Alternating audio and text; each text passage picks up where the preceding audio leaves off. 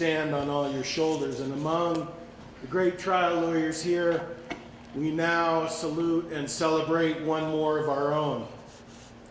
In 1996, Sid McKenna was nominated for this award.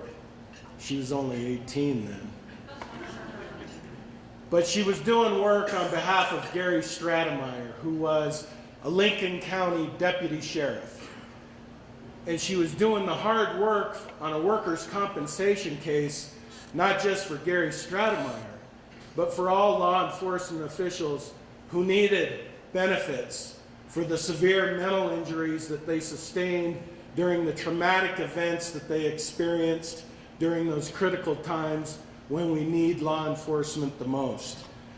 Then Sid blazed a trail, and she fought not only the insurance company that was right before her, but she fought insurance companies that feared that she was about to open up a whole new area that was going to create problems for them, but benefits for the families that needed them the most.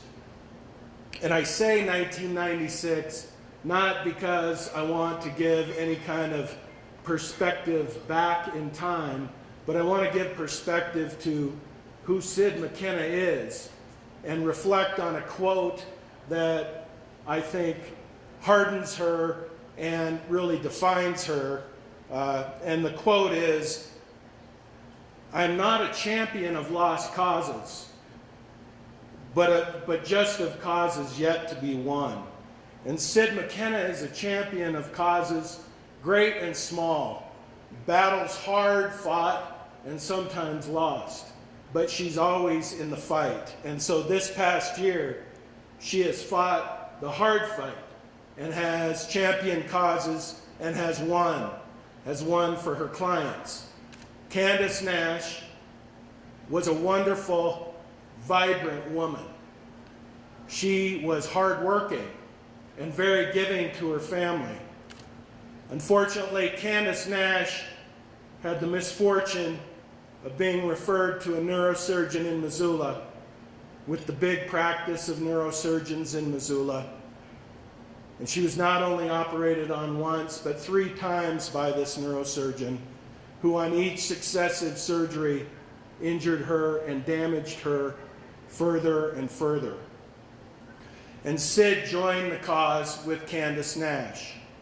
And she fought the hard fight and did the depositions and got in the clenches. And she fought with one of the most notoriously skilled medical negligence defense lawyers in the state.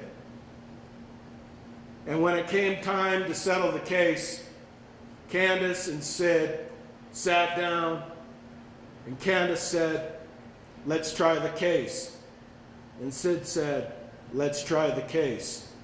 And so they tried the case, and they tried the case not only with the most notoriously skilled defense medical negligence lawyer in the state, probably, who was in the well, but yet another one who sat the trial in the benches and watched every move and then put together the plan for the next day.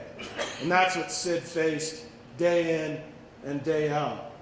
It wasn't good enough that she had filed motions in limine and won those. They didn't mean anything to the most notoriously skilled medical negligence lawyer in the state. And so she won the case. She and Candy won the case, and they got a great verdict. And so Sid championed that cause for Candace. Sid also had success at the Montana Supreme Court in an interlocutory matter that you heard Justice Cotter talk about today, but not give Sid the credit she deserved. Sid helped turn back insurance companies' attempts to extend the attorney-client privilege to those who don't deserve the attorney-client privilege. The magic circle is what we faced. And the magic circle is what Sid beat back. It's not an exception to the waiver of the attorney-client privilege, and Sid proved that. As a matter of fact, at oral argument, Justice Nelson said the magic circle It's a bunch of smoke and mirrors. We will miss him. Sid McKenna has done all these things and carried a huge load like everybody. Sid is a terrific mother.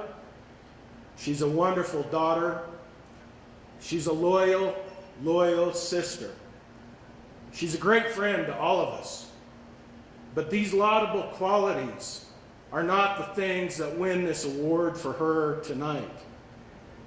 What wins this award for her tonight is that she's a great trial lawyer, and she's earned it. So, our next champion, Sid McKenna.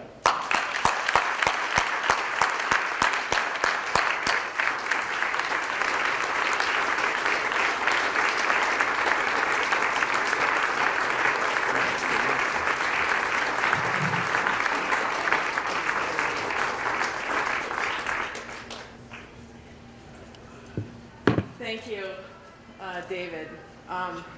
About a year ago, my son Dylan and I were up at Flathead Lake visiting my sister and brother-in-law, and we had the chance to meet Lanny McDonald, who is a renowned, retired professional hockey player. And so I was explaining to Dylan that he was a professional hockey player. So Dylan asked him a question. He said, "Did you get knocked down a lot?" And Lanny said, "Who, me?" And he said, "Dylan, I got knocked down all the time."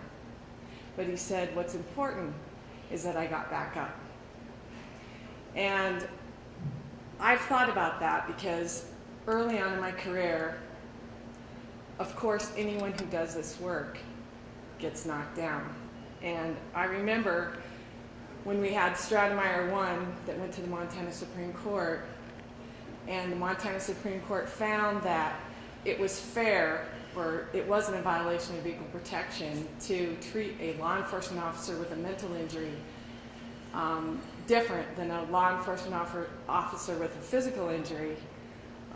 I remember just being absolutely devastated by that. And I think after the decision came down, was like sick for 2 weeks.